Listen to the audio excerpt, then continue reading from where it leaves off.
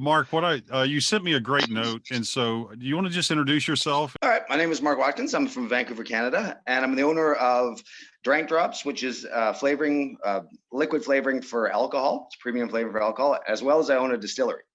And so the reason why I made the product was because with the distillery, when you have with the federal government and everybody involved in it, if you make a flavored liquor of any type and if it's too strong, too weak, whatever, it's not as easy as just pouring it down the drain and starting again.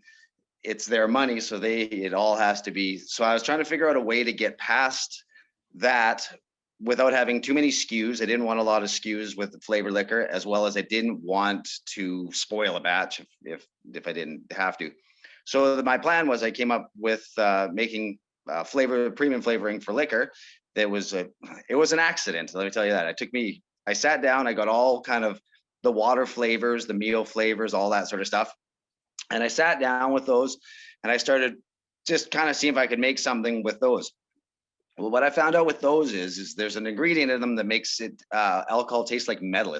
Gives it a metally taste to it. Wow. And that's why most people don't use them. It's not a very widely used things with raw liquor. They put them a little bit in hard sodas and stuff, but even then, I've had a lot of complaints about it. It just wrecks the drink. It doesn't. You think it's going to make it good. It's kind of like putting chocolate milk in cereal. Think, oh, it's going to be good till you eat it. And it doesn't taste good at all.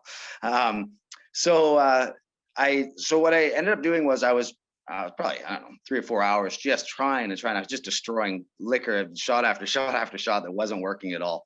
And then by accident, it was one of those things that in the back room, in the back of my cupboard, there was some flavoring that I had used from something before, and a little bit of this and a little bit of that. And when I mixed it together, it kind of worked. And I was like, oh my goodness, this kind of worked. So then I just sat and tailored it until it finally got to the point where I was like, I think I got this. And then now I've got a pretty consistent recipe going, and it basically 10 little drops in a 50 to 150 mil worth of liquor turns into candy. Can't even taste it. So. And it's beautiful. Your packaging, what you're doing at retail. I'm gonna share some. I'll share some images of some of the things that you've done. How did you find out about me, or how did you end up knowing anything about Tim Forrest? Okay, so I came across you as I was looking up. I believe I was looking up how to move product across the states. What was stuff at the border? If you needed an agent and that kind of stuff, and that's where you popped up. That was probably, I don't know, maybe 2 years ago. And so I started watching that, and then I started watching all your tutorials and everything else you'd put up, and it was just massively information that I loved, and it helped me out so much because I didn't have anywhere to start. You gave me an amazing starting point, and it filled me in with so much information. And so from that, actually, in the last, well, probably maybe month, I guess, I've been just talking to the brand down out of the state of Florida, actually where you are, called Wrap Snacks. And so I'm trying to work a deal with them right now to see if we can get our product co-packaged under their label, and then start sending it through Florida. So we're just in the process of trying to figure out if we can make the numbers work, and just because everything's from all our cash flow up here, all our investors' money up here is all in Canadian, and when you flip it over across the border, it doesn't go near as far. So We're just trying to make sure that the numbers all can work, and just the logistics and getting the stuff shipped down there, and then trying to keep the weight down. So we've come up with a couple of solutions to the problem, but we're still in the process of trying to figure it all out. In particular, though, in one of your notes you sent to me, and what I was so interested in is the idea of your home market, your local market. Oh, yes. So in particular, could you share a little bit how has that been important for your business and what that's about? Oh yeah, it's been big time. So as it started, we were just direct to consumer online, and then we started slowly shifting off of the direct to consumer and started working more into the city. And I went by what you said, is that go basically 100 miles, 60 miles out from an hour of drive. So I can drive there, basically anywhere that I can drive to. So then I can facilitate my own stores. I can work on, I can show up with my own face, and I can walk into the store. It's not that far away that the logistics throw me off too far. Yep. So I've been doing that. I've been hitting up a lot of the local, the liquor stores up here. They don't sell a lot in convenience stores. Liquor isn't sold in convenience stores here. It's just sold in independent liquor stores and government liquor stores. A little more into the big box stores, but not really a lot yet. So I've been going to a lot of independent liquor stores and working with those guys, as well as I've been working on a program for restaurants and bars. And so for the restaurants and bars program, just once again, because I can walk in the door and talk to them, shake hands, and service them any which way they need. If they need extra product or whatever, I can be there tomorrow. And so with the restaurants, it's basically I'm helping them. The program I set up for those guys is they buy a bottle off me for X amount of dollars, and then they buy. They only put 5 drops in. 10 drops is pretty strong, and it cuts it out. So they usually use 5 drops, and so 5 drops is a quarter of a milliliter, and so you can get 4 shots out of a milliliter, and so it gives them a large on a 100 ml bottle. It gives them a really big profit margin in the bars. So they like it. So they want it, and it also adds a little something extra to their customers. They don't have to bring in. They can use well vodka, or just like basic whatever type of alcohol that they want to be pushing for the night, and then they can use different flavors. And I've got dessert flavors, I've got fruit flavors, I've got kind of oddball flavors, I've got a lot of different ones. So then, and they all mix together. So if you wanted a strawberry raspberry, you can just mix them together. They mix very well together. So it gives the bar a lot more options with just using basic vodkas and stuff like that, as well as they don't have to have a lot of stuff on stock. They don't have to have tons of bottles or anything there. It's just 100 ml, little 100 ml bottle can do 800 shots. So, or well, 400 shots. So they, the bars are really starting to pick up on it. And same with the restaurants. It gives them something interesting to add to it. They leave there's a little menu on the tables. Then the person can pick the flavor. Then they go and they add it to their liquor and bring it back. How important has it been for you personally to visit with the restaurant owners, the bar owners, and to be in the liquor stores looking at your set and talking, interfacing with those directly as the owner of the business? Makes all the difference in the world. It's got me. All my original sales came from just me walking in the door and shaking hands with them and talking to them and getting a personal relationship with them. Once you get the personal relationship with them, then they know if there's any problems, they can just call me. It's just not a number and a phone. They know who they're talking to at the other end of the line. Eventually, as things start to grow, I'll bring a little bit bigger of a team on there. I've got my son working with us, me, my son, and then another friend of mine. And so between the 3 of us, we've got it pretty covered for the moment. But as it grows, we'll have to expand on that kind of stuff. But no, as much as I can get in there, shaking hands, talking to people, we've been supporting. We supported a fashion show the other day. We've been supporting comedy. We've been supporting stuff. So we're just getting the name out there, but doing it in the community, working with just different programs going on in the community as best we can. So I already know that for a national brand to get a display, an end cap, a special location is very difficult and very expensive. I think that by you walking in, there's an advantage there. Do you agree with that, or what would be? 100%. I always say there's the $30 fix to everything. And so when it comes to stuff like that, is that, by me just going there and discussing stuff with them and talking to them, a lot of extra fees and different things that would have come through if you had to walk directly, just kind of over the phone. But once you get the relationship with them, they're like, oh, well, we can make this happen. We can make this happen. And then just from the personal relationship, they want to work with me or with our team. And they're more than happy to kind of figure out what works best for both of us, not just stick to their one program. They'll bend their program a little bit just to give us a hand. So it's really, it's amazing. And working with the restaurant owners. And so everything I'm hearing business models, I'm hearing things you can duplicate and expand across the country, but you don't want to do that until you understand that. Did you understand fully what your role was or the value you brought to bar owners and restaurant owners before? No, it came.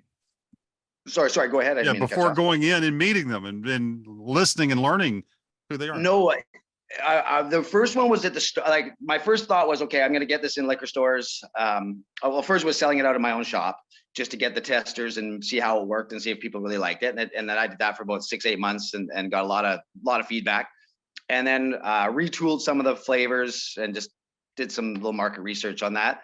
And then once I moved into the liquor stores and stuff like that, it was getting some good response. And then I put on one of the comedy shows, actually what I supported first. And from that's where kind of they were like, oh, we'll bring in some samples and stuff. So I didn't really have a program or anything for a restaurant.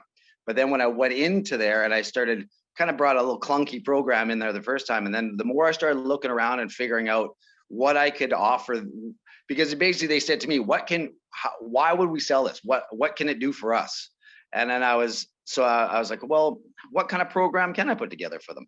So then I started kind of coming up with an idea of what I could do that would be value for them, works for me, works great for me. It's value for them, and it gives the bars and restaurants just a little something that's not there right now. I don't want to oversaturate it to the point where then everywhere you go, it's just everywhere. I do, but not maybe right off the hop, just kind of select spots. And then as it grows, I'll just keep expanding as best I can anyways.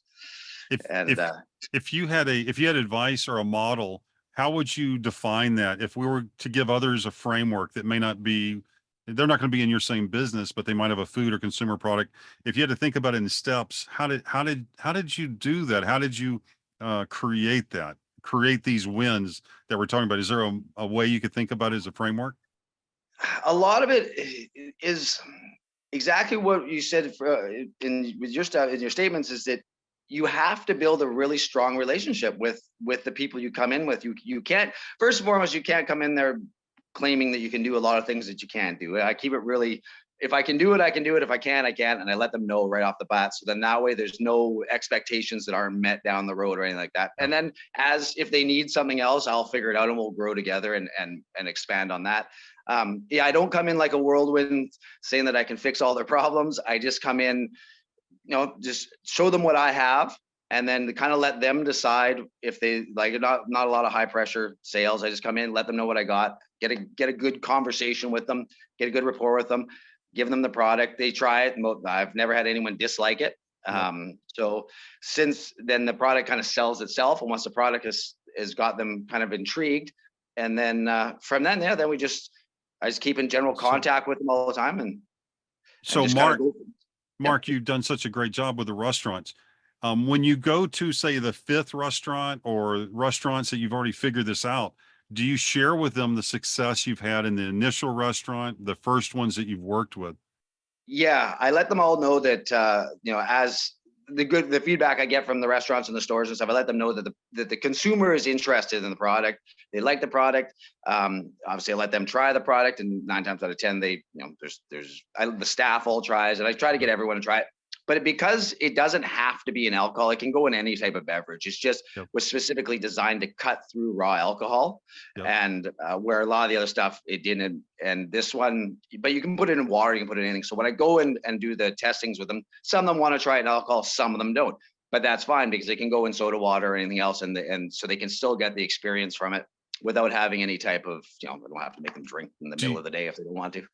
Like, do you have a model? Do you have a case study or a model you share with people now that you like say, okay, this is what we do with our liquor stores, this is what we do with restaurants, this has worked great? Still building it. We're still refining it. But yeah, I've got a basic one that I go to the restaurants with. I hit them up with. I've got so I come in, we've got the bottles, and then we've also got the menu cards for the tables, and we've kind of got a little program that we bring in.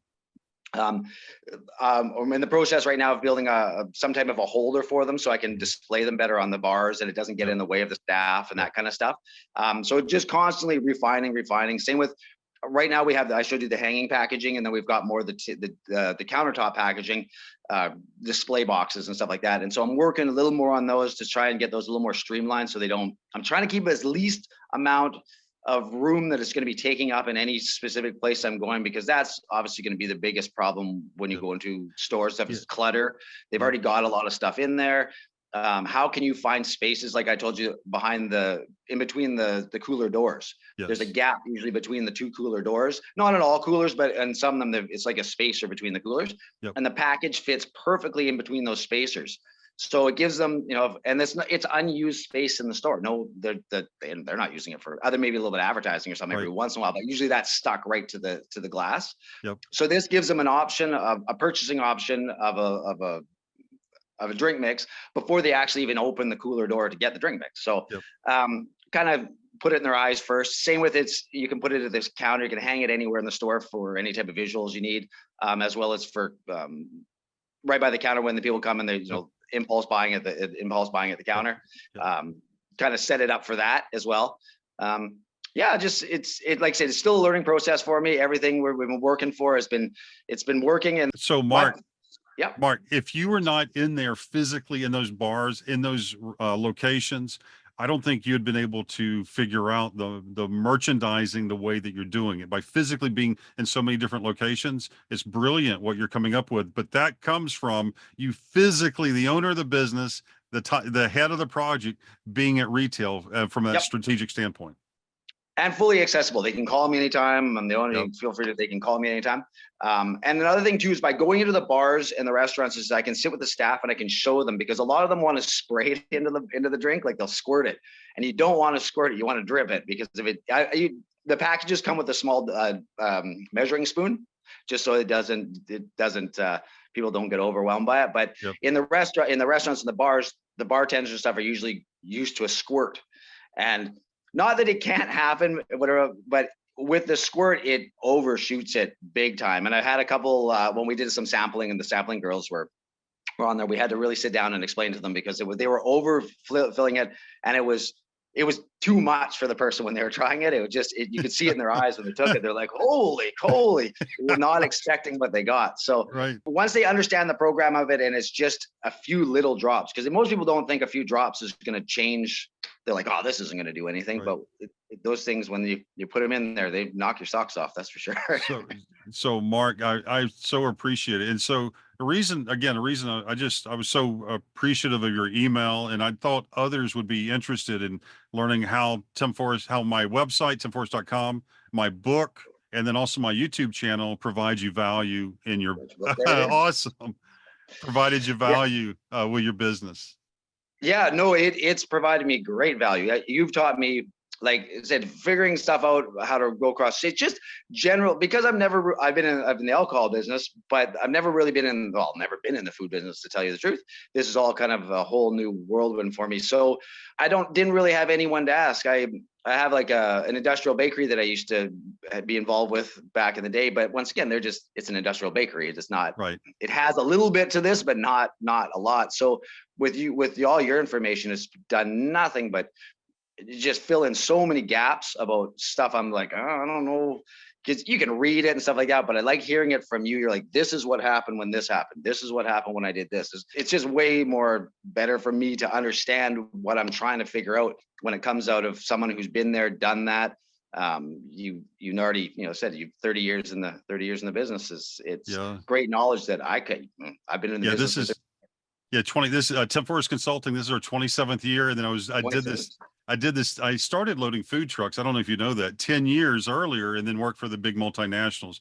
I went from very quickly, because I was in school at the time, loading food trucks, and then I went to Nestle and Unilever. So thank you so much. Is there anything else you want to share with anyone that's watching? Where can they find your product, or can they find you if they want to send you a note, if they have a bar you or whatever? can getthedrops.com is the website, and you can hit us up anytime you want. I made the mistake. I'll tell you one mistake I did make, is that getthedrops.com was what I had, and me and my cousin were conspiring about this quite a while ago, and he got it. He got the website, and so then that was good. And then he ended up letting it lapse. And within 5 minutes of letting it lapse, I went to get it, and somebody already grabbed it. So now I'm in the process of, I got to negotiate a deal with that. And it's just something that should have been cost $12, now is in the thousands. So, but we'll get that squared away. So I went with getthedrops.com for the moment. I'm just pushing that one, and then we'll get the drink drops as time rolls on here. We'll get that one too. Yep. Yeah, but yeah, that's one to tell everybody. Make sure you got all your social media names and all that stuff set up and locked down before you make a move, because they grab them real quick. My buddy, friend of mine, he David founded Jelly Belly Jelly Beans, and that's one of the advice that he always gives people. Anytime they have an idea or a concept, go see if you can get a website. Make sure you can get the name. That's available before you name a product. So. Is there anything else you wanted to share, Mark, before we go? No, I don't think so. I just did. Like I said, I appreciate all the time and effort you take to put up videos and give knowledge to people that have no clue what they're doing, using, for Yep. no other reason than just to help out people and help out the community and different things like that. And I appreciate it more than you could possibly imagine. That's why I wanted to reach out to you and let you know how much I appreciate it. Well, I appreciate it, and I appreciate your note, and it was wonderful to get it, and I'm glad you were able to share with folks. I think your sharing is going to help them to understand the part, because a lot of people don't understand. They want to build a national brand day one. They think, oh, we'll just ship it all over the country. I'll get all these other people, all these other distributors. I'll get sales reps to do it, and I'll do all this, day one. And you don't build a national brand. Oreos have been around for I think more than 100 years. Coca-Cola has been around more than 100 years. It's not a 1 year thing to become a household name. Exactly.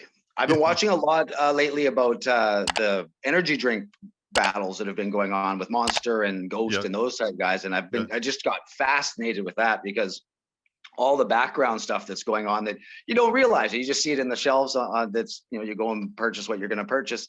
But once you start to really realize the battles that are going on with the companies in the backgrounds and Yeah. like I said, the distribution, the logistics, all that sort of stuff. To me, it's just fascinating. I love it. It It is.